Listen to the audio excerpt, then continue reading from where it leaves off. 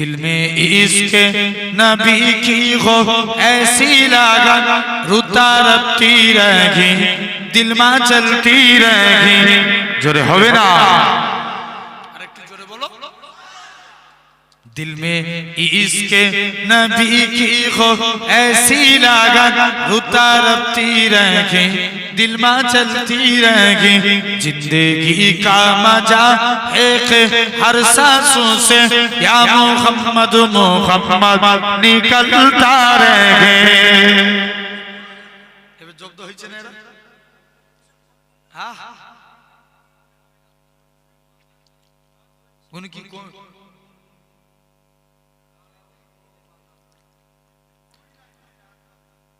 दिल में इश्क नबी की हो ऐसी लगन रुता रखती रहेगी दिल में चलती रहेगी जिंदगी का मजा है कि हर सांसों से या मोहम्मद मोहम्मद निकलता रहेगा आरो जोरे बोलो ना पैंडल फेटे जाबे जोर करे बोलो या मोहम्मद मोहम्मद मैं क्या कहता नूर के मोतियों की लारी बन गई आयातों से मिला था रखा आयातों से मिला था रखा आयाते फिर जो देखा तो नाते नबी बन गए आरो जोरे बोलबे ना दिल में इश्क नबी की हो ऐसी लगन रुता रखती रहेगी दिल में चलती रहेगी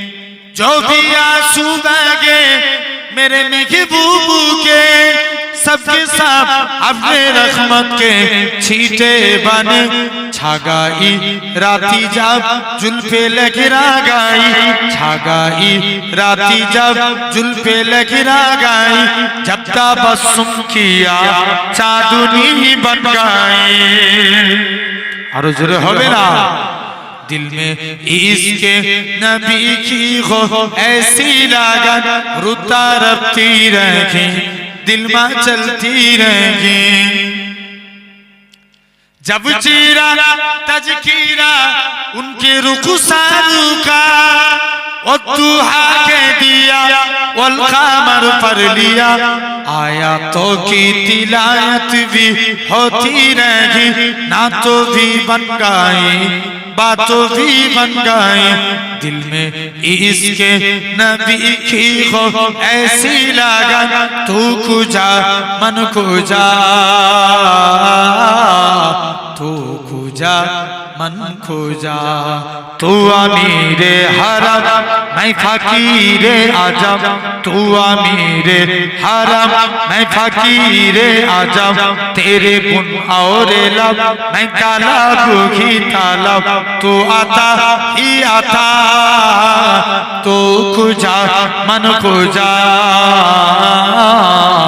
तू खुजा मन खुजा अल्लाहुम्मा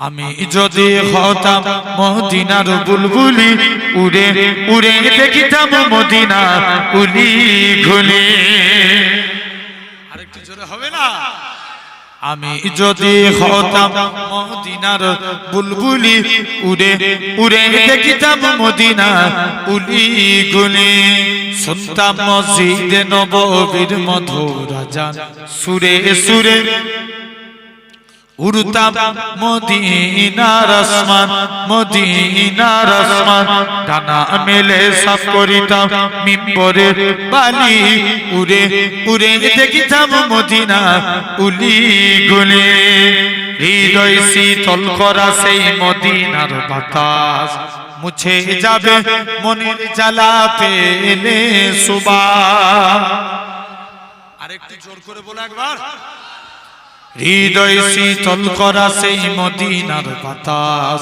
মুছে যাবে মনের জ্বালা পেলে সুবাস মিটবে পিপাসা দেখিলে রওজার জালি উড়ে উড়ে দেখি যাব মদিনা উলি গুলি আল্লাহুম্মা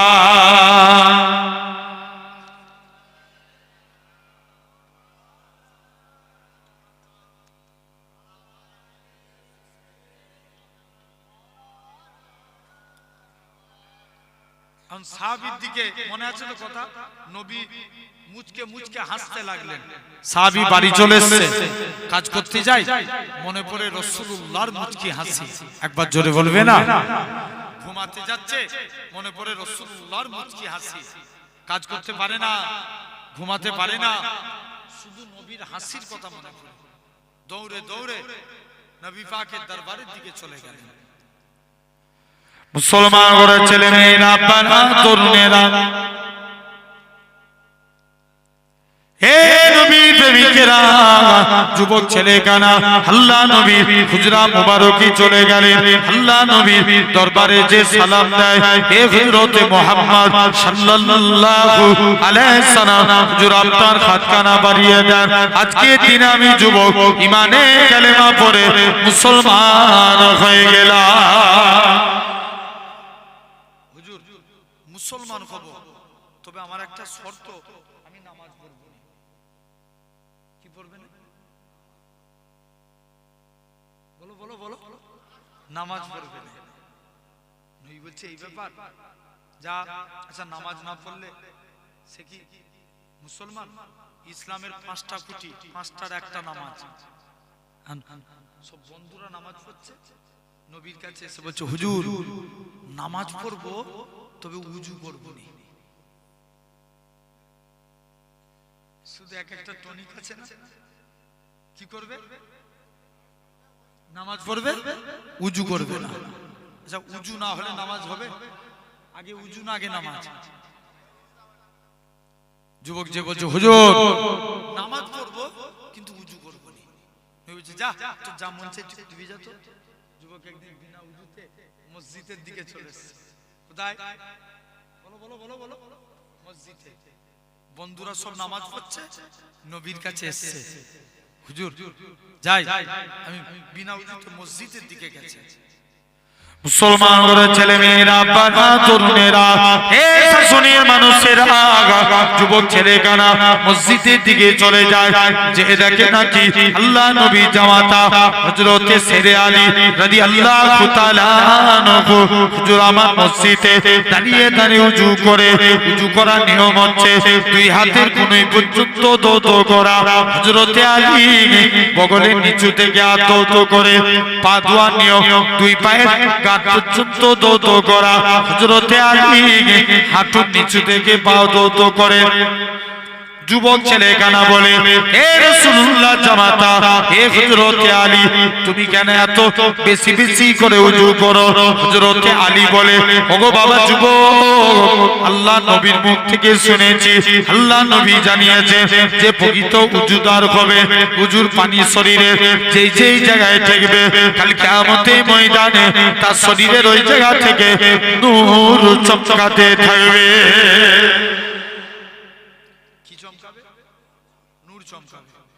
যুবক দৌড়ে দৌড়ে নবীর কাছে যে বলছে হুজুর আমি নামাজ পড়বনি বলেছিলাম, তবে কথা দিচ্ছি 5 ওয়াক্ত নামাজের আগে 5 বার গোসল করে উজু করে নামাজ পড়ব। জোরে বলবে না? এক নাম্বার হয়ে গেল, আল্লাহর গোলাম হতে গেলে নামাজ পড়তে হবে, বলো ইনশাআল্লাহ। 2 নাম্বার, আল্লাহর গোলাম হতে গেলে কলেমাকে জিন্দা করা লাগবে। জোরে বলো। এখন দিকে দিকে যেদিকেই তাকাবে কলেমাকে মিটানোর চেষ্টা চলছে, হ্যাঁ না? আওয়াজ দিয়ে কথা বলো। আছে না? এই রিসেন্ট কদিন আগে উড়িষ্যাতে 2 সপ্তাহ আগে আমার একটা বাঙালি যুবককে জয় শ্রীরাম না বলার কারণে পিটিয়ে মারা হয়েছে, হ্যাঁ না? না আরে জোর করে বলো। কবে আর কথা বলবেন? বাঘের মতো আওয়াজ দিয়ে বলো হচ্ছে, হ্যাঁ না? হচ্ছে না? এই রিসেন্ট কিছুদিন পূর্বে 5 লক্ষ কণ্ঠে গীতা পাঠ অনুষ্ঠান হলো, নিউজ খুলে দেখো। সেই দিনে আমার এক মুসলিম ভাই রেজাউল বলে নাম, তাকে হুগলি ডিস্ট্রিক্টে বাড়ি, সে চিকেন প্যাটিস বিক্রি করতে গেছে, তাকে মানা করে দেওয়া উচিত যে এখানে চিকেন বিক্রি করার দরকার নেই, সে চলে আসতো, তাকে মেরে তার মালপত্র নষ্ট করে দিয়েছে। এরকম পাগলামো চলছে না চলে না? জোরে বলো, আরো জোরে বলো। যারা এরকম পাগলামো করতে আসবে দেখবেন টুপি দাড়ি দেখলি এদের এই কথার উপরে এনার্জি লেভেল হাই হয়ে যায়। জেনে রেখে দাও, যারা এরকম পাগলামো করতে আসবে এদেরকে ধরার দরকার আছে না নাই? আরো জোরে বলো, আছে না নাই? জেনে রেখে দাও ভাইরা, সবসময় আবু বকরের সুন্নত পালন করি, যা বলি মাথা পেঁচে মেনে নি। মাঝে মাঝে ওমর হওয়ার দরকার আছে না না? ভুল বলছি? জোর করে বলো। ওমর ভুল করেছে? এই কথা বলে না ছেলেগুলো, যুবকগুলোর পিছনে আওয়াজ নেই, পিছনে যুবকগুলো বসে আছে। জোরে বলো, ওমর ভুল করেছে? জোর করে বলো। কোনদিন না আবু বকরের সামনে নবীর ব্যাপারে কেউ কথা বললে আবু বকর কেঁদে যারে যার হয়ে যেত, ওমরের সামনে কথা বললে ওমরের উলঙ্গ তলবার উঠে দাঁড়িয়ে যেত। জোরে বলো। তাহলে আসেন, এরকম কলেমা, ইয়ামান বলে একটা দেশ ছিল, ইয়ামান, সে দেশে এক বাদশা ছিল যার নাম ছিল ইউসুফ জুনওয়াজ। কি নাম বললাম? ইউসুফ জুনওয়াজ।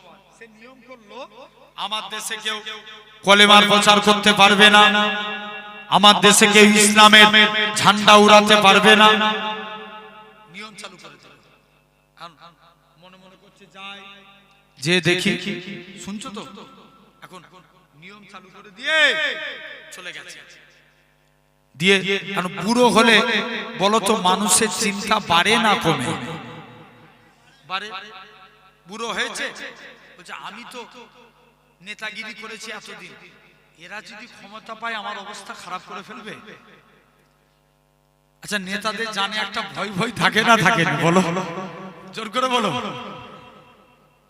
যখন পার থাকে দাপট দেখায়, আর পার চলে গেলে শুধু এই মার খাবো এই মার খাবো এরকম ভয় থাকে না? জেনে রেখে দাও। আর যদি তুমি ন্যায়পরায়ণ মানুষ হও, সবাই তোমার পাশে থাকবে। হ্যাঁ না না? এখন চলে গেছে, শুনছো তো? ওমরের কাছে যে সাহাবী আস্তে আস্তে করে চুপ করে চলে গেছে। তোরা কি আওয়াজ বাড়ানোর জন্য এসেছিস নাকি? হ্যাঁ, আওয়াজ বাড়ানোর জন্য? আলহামদুলিল্লাহ।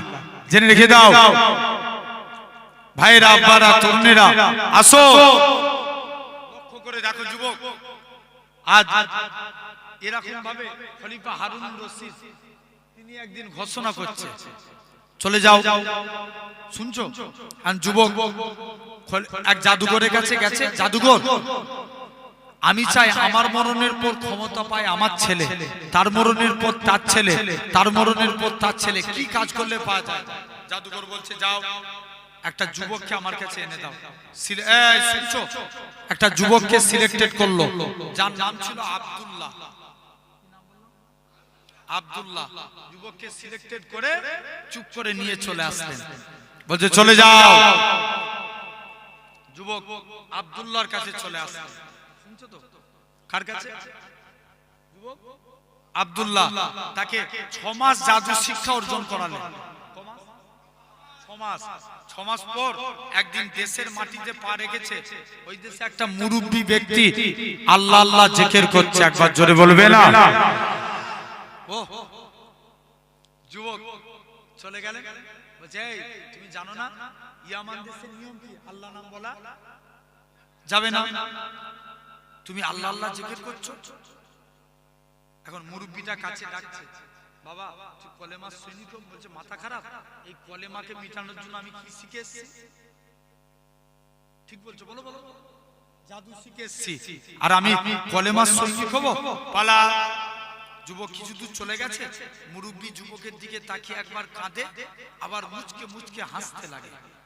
যুবক বলছে মুরব্বীটা কাঁদছে হাসছে, ব্যাপারটা কি? যায় একবার যে দেখি।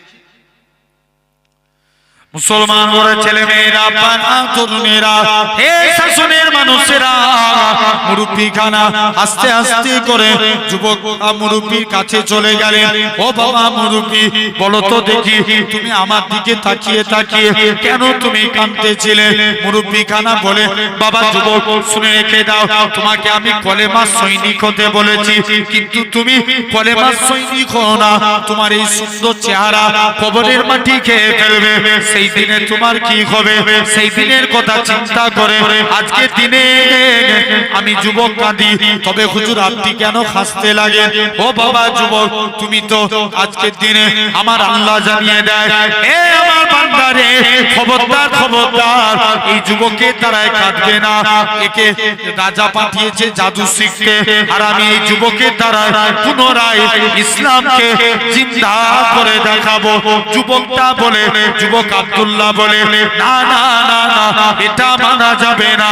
মুরব্বিটা যুবকটাকে কাছে ডাকলেন, অন্তরে অন্তরে মিলিয়ে দিলেন।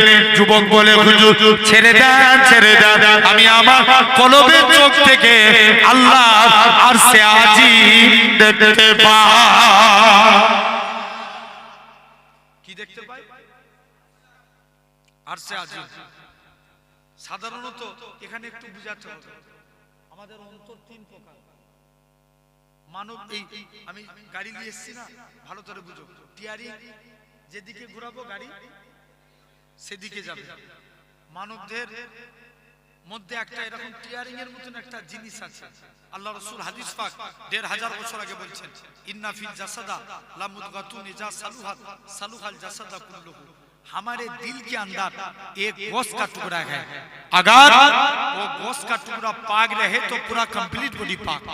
जोर बोलबे ना, वो एजा फसादा फसादल जसादा कुल्लुहु, अगर वो गोश्त का टुकड़ा नापाक हो जाए तो पूरा कंप्लीट बॉडी नापाक। अल्लाह रसूल बोलছেন, आला वहियाल काल, उसका नाम है काल बंतर। अंतर पाक माने बॉडी पाक, और अंतर नापाक माने বডি না পাক। আর মন যদি চায় হরিবেরির ওখানে মেলা হচ্ছে, এই যাত্রা হচ্ছে দেখতে যাব, ফাংশন হচ্ছে দেখতে যাব, বুয়ালঘাটায় ফাংশন হচ্ছে দেখতে যাব, যুবক কেউ তোমাকে ধরে রুখতে পারবে? জোর করে বলো, পারবে না। তাহলে এই মনকে রুখতে গেলে এক নাম্বার কলবে সলিম, সুস্থ অন্তর। আল্লাহর ওলিদের অন্তর সুস্থ। জোরে বলবে না। দাদা হুজুরের একজন খলিফা শুয়ে আছেন হাওড়া উলুবেড়িয়ায়, নাম হাফেজ জামালউদ্দিন রাহমাতুল্লাহ আলাইহি। রাস্তা দিয়ে ইপার উপার হতে গেলেন, রোড অ্যাক্সিডেন্টে ইন্তেকাল করে গেলেন। শুনছো কি অ্যাক্সিডেন্ট? Road accident. ভারতের নিয়ম, ঠিক আছে, ভারতের নিয়ম, অ্যাক্সিডেন্ট হলে কি করবে? বলো বলো, চুপ করো না, খালি মুখে দিবে। অ্যাক্সিডেন্ট হলে কি করতে হবে? পোস্টমর্টম করতে হবে। হুজুরের লাশকে পোস্টমর্টম খানায় নিয়ে চলে গেছে। মুসলমান করে ছেলে মেয়েরা, বাবা তরুণেরা, হে শাশুড়ির মানুষেরা, আল্লাহ পাকের ওলি হযরতে হাফেজ জামালউদ্দিন রহমাতুল্লাহ আলাইহি মুরিদ মুত্তাকিদিনেরা কেঁদে কেঁদে বলেছিল, হে সরকারি প্রশাসনেরা, তোমরা আমাদের পীরের লাশটাকে পোস্টমর্টম খানায় নিয়ে যেও না, ময়নাখানায় নিয়ে যেও না। আল্লাহর ওলির লাশটাকে দাড়িপাল্লা জোর করো, দাড়িপাল্লার একদিকে আল্লাহর ওলির লাশটাকে রেখে দাও, আর একদিকে পাল্লায় আমরা মুরিদেরা টাকা দিয়ে টাকা দিয়ে টাকা দিয়ে হুজুরের লাশের থেকেও বেশি টাকা খানা বাড়ি করে দেবো, তথাপিও হুজুরের লাশটাকে পোস্টমর্টম খানায় নিয়ে যেও না। আল্লাহর ওলির লাশটাকে পোস্টমর্টম খানায় নিয়ে গেছে, একটুখানি ছুরি দিয়ে কাটা হয়েছে, ওই কাটা অংশটা থেকে তখনও পর্যন্ত আল্লাহ আল্লাহ আল্লাহ আল্লাহ আওয়াজ খানা ভেসে উঠেছে। এটা সুস্থ অন্তর। কি অন্তর? সুস্থ অন্তর। কালবে মাইয়েত, মৃত অন্তর। যাদের অন্তর মরে গেছে, যতই কুরআনের কথা বলেন হেদায়েত হবে? জীবনে হবে না। কালবে মারিজ, অসুস্থ অন্তর। রোগ হলে আমরা কার কাছে যাই? ভালো করেন কে? এই আল্লাহ ভালো করে, ডাক্তার ভালো করে না, ভালো করে আল্লাহ।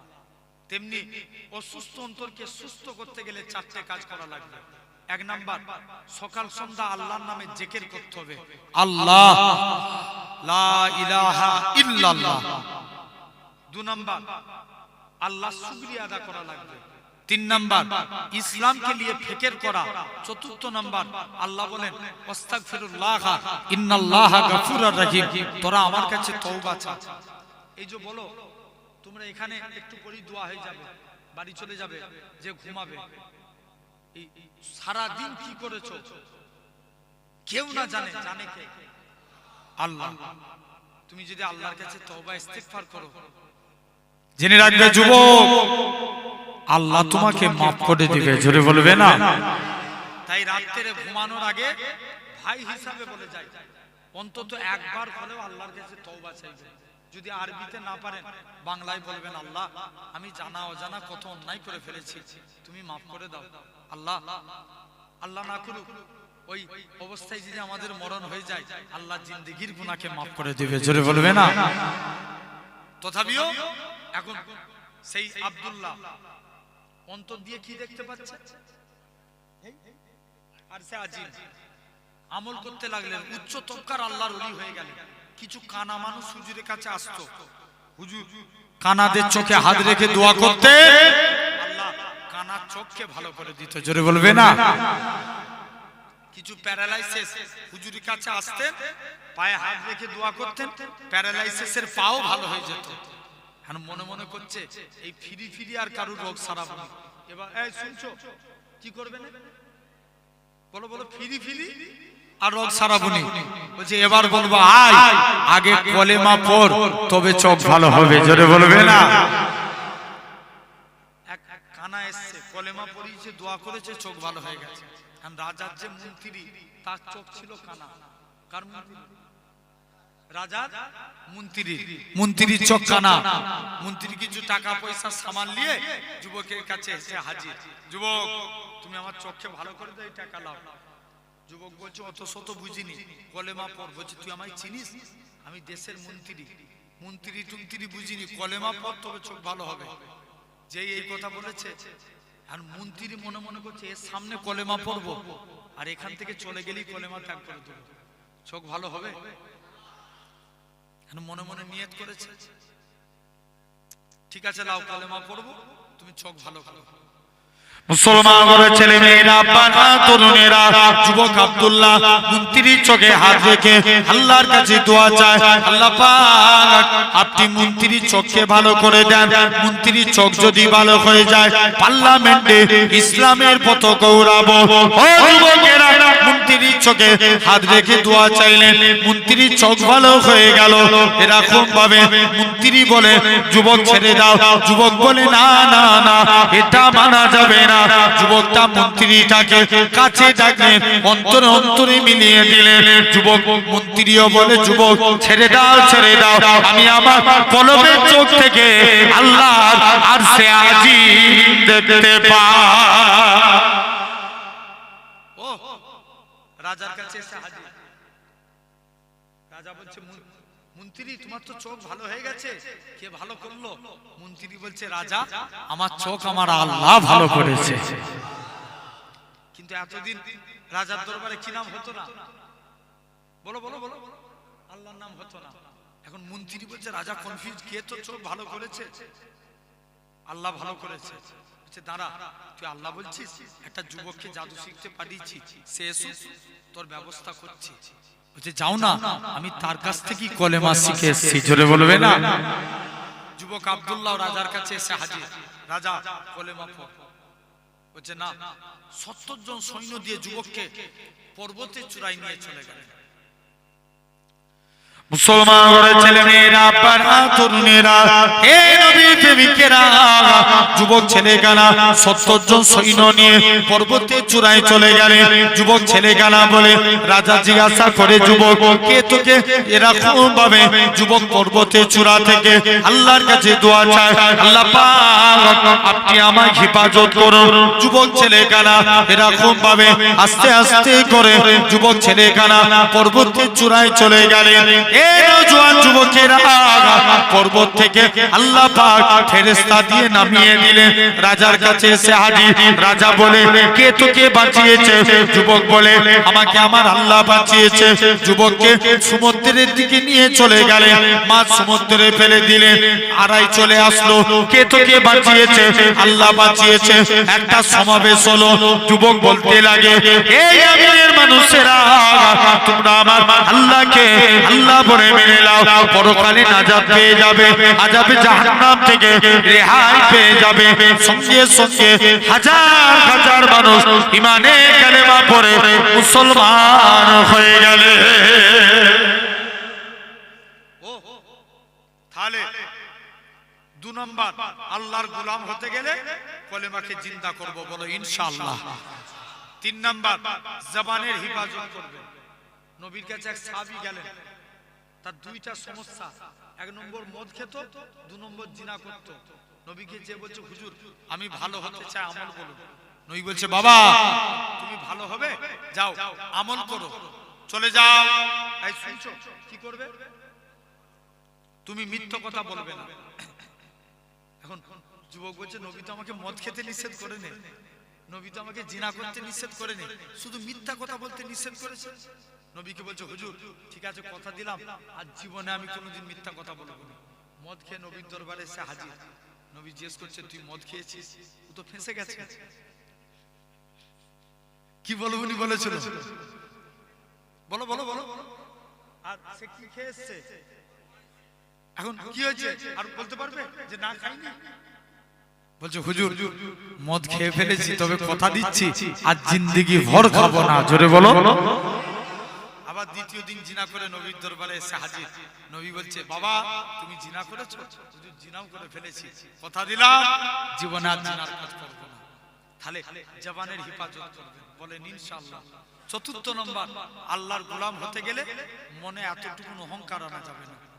আনা যাবে? এতটুকু অহংকার আনা যাবে না। সাধারণত এখানে একটু বুঝাতে হবে, আমাদের অন্তর 3 প্রকার। মানব, এই আমি গাড়ি নিয়ে এসেছি না, ভালো করে বুঝো। টিয়ারিং যেদিকে ঘোরাবো গাড়ি সেদিকে যাবে।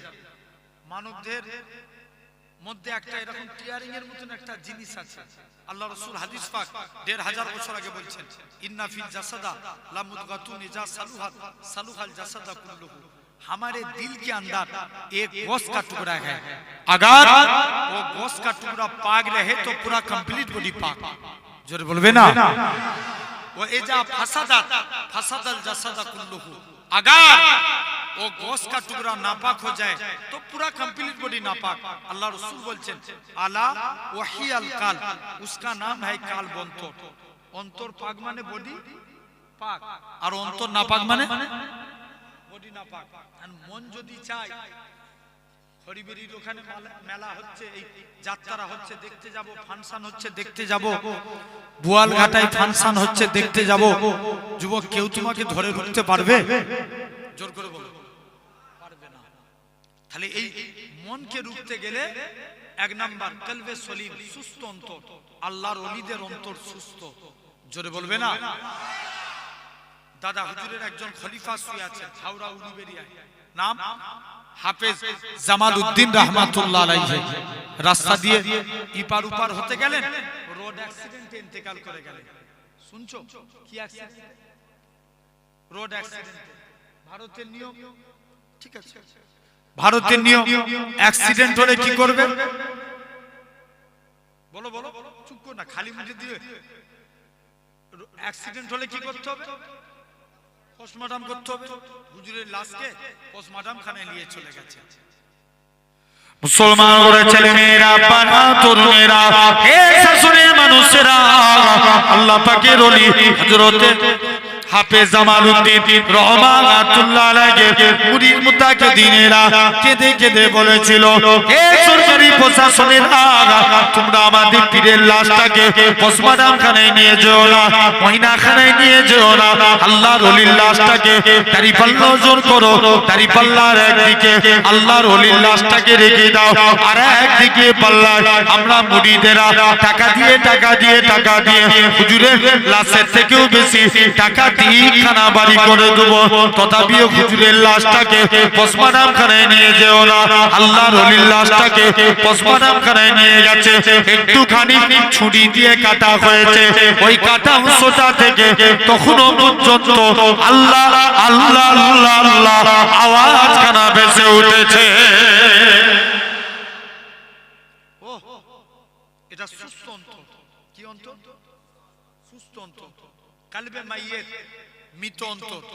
যাদের অন্তর মরে গেছে, যতই কুরআনের কথা বলেন, হেদায়েত হবে? জীবনে হবে না। কালবে মারিজ, অসুস্থ অন্তর। রোগ হলে আমরা কার কাছে যাই? ভালো করেন কে? আল্লাহ ভালো করে। ডাক্তার ভালো করে না, ভালো করে আল্লাহ। তেমনি অসুস্থ অন্তরকে সুস্থ করতে গেলে চারটে কাজ করা লাগবে।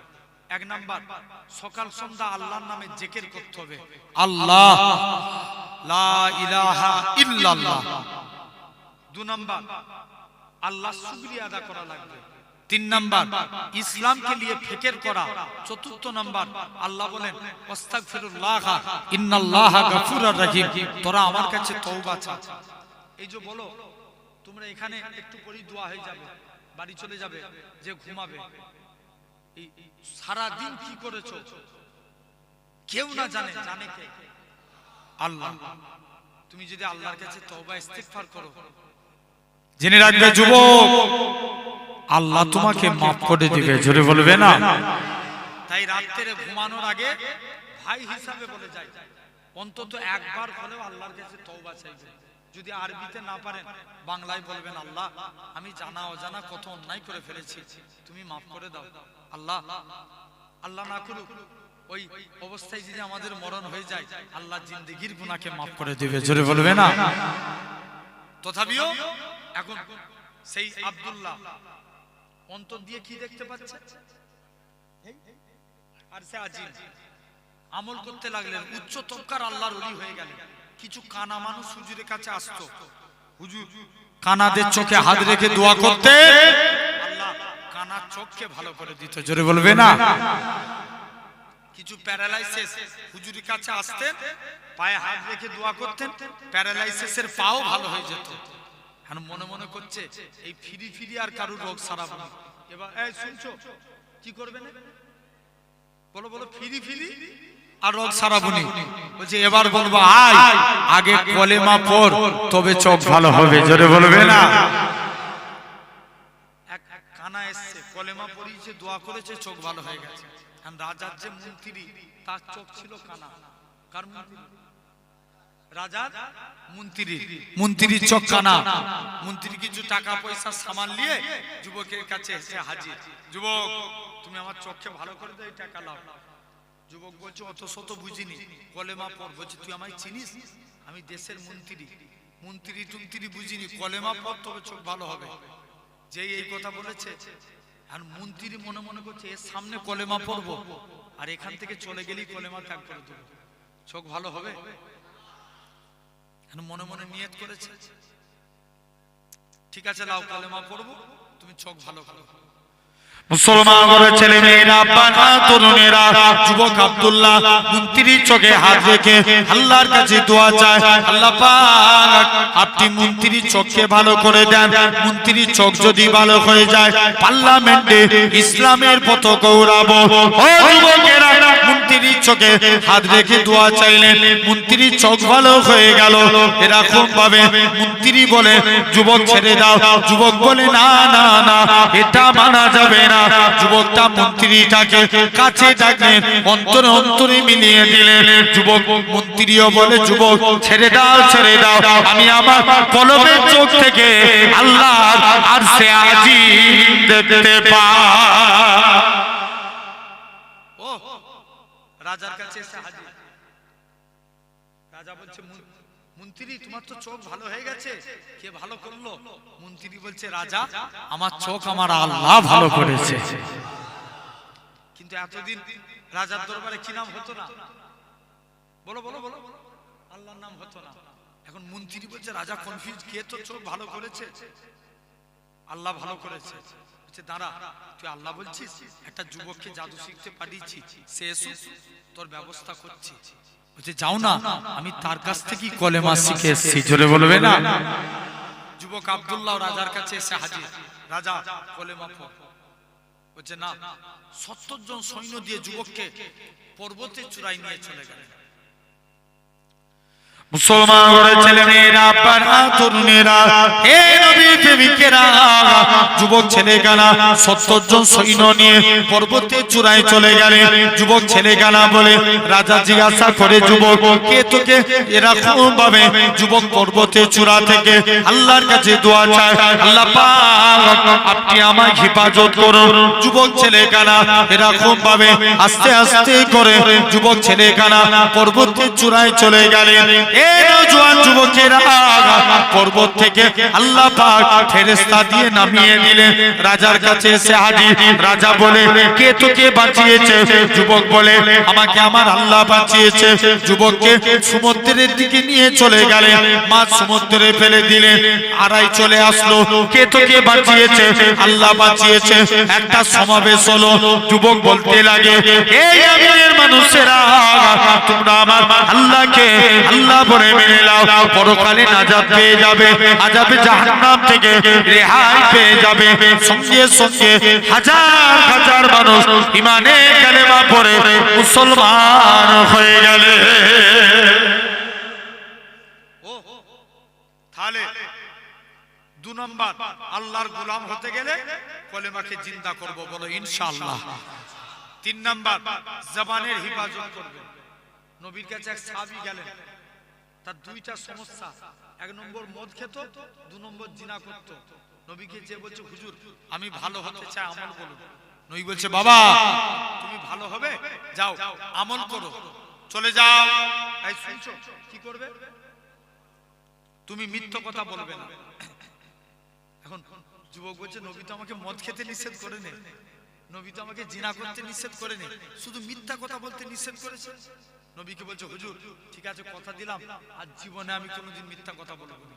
মদ খেয়ে নবীর দরবারে এসে হাজির। নবী জিজ্ঞেস করছে, তুই মদ খেয়েছিস? ও তো ফেঁসে গেছে। কি বলবো উনি বলেছিল, বলো বলো বলো। আর সে কি খেয়ে এসছে? এখন কি হয়েছে আর বলতে পারবে যে না খাইনি? বলছে, হুজুর মদ খেয়ে ফেলেছি, তবে কথা দিচ্ছি আজ জিন্দেগি ভর খাবো না। জোরে বলো। আবার দ্বিতীয় দিন জিনা করে নবীর দরবারে এসে হাজির। নবী বলছে, বাবা তুমি জিনা করেছো? হুজুর জিনাও করে ফেলেছি, কথা দিলাম জীবনে আর জিনার কাজ করব না। তাহলে জবানের হেফাজত করবেন, বলেন ইনশাআল্লাহ। 4 নম্বর, আল্লাহর গোলাম হতে গেলে মনে এতটুকু অহংকার আনা যাবে না। আনা যাবে? এতটুকু অহংকার আনা যাবে না। যাই হোক, প্রায় 1টা বাড়িতে যাচ্ছে, আবার আমার উপরে গুরু দায়িত্ব আর নয় ভাই, অনেক হয়ে গেছে। আল্লাহ কবুল করেন। আবার যদি কখনো আসি এই অহংকারের কথাটা আলোচনা করব। আল্লাহ তৌফিক দেন। চলো গজল বলবো একটু পরে, কি নাই জেনে রেখে দাও। সোনার ভাইরা, একটু আপনাদের কাছে সাহায্য চাইবো। এই জলসায় আগামী বছর হবে, তারপরে কি হয়? হ্যাঁ, বিরিয়ানি হইতো আলহামদুলিল্লাহ। একজন কেউ আছেন উঠে পালালে ভাববো দান দিয়ার ভয়ে পালাচ্ছে। এখন বলো, একজন কেউ আছে? আল্লাহ বলছে, তোরা জান এবং মালের বিনিময়ে জান্নাত লে। আমরা তো জান দিতে পারিনি, যদি মালের ওসিলায় নাজাত দেন। একটা শাসনের ছেলে কেউ আছো আল্লাহর জন্য আগামী বছর এই জলসায় 5টা হাজার টাকা দিতে পারবে?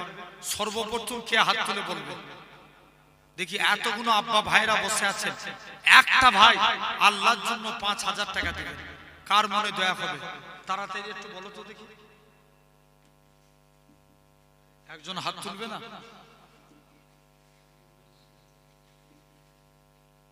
বলো বলো, একজন বলো। আল্লাহর জন্য 5,000 টাকা দিবেন, কে পারবে? এতগুলো বাপ ভাইয়ের মধ্য থেকে একটা ভাই হাত তুলবে না? একজন বলো। 5টা হাজার টাকা একজন কে পারবে? একজন হাত তুলে বলো না সোনার ভাই।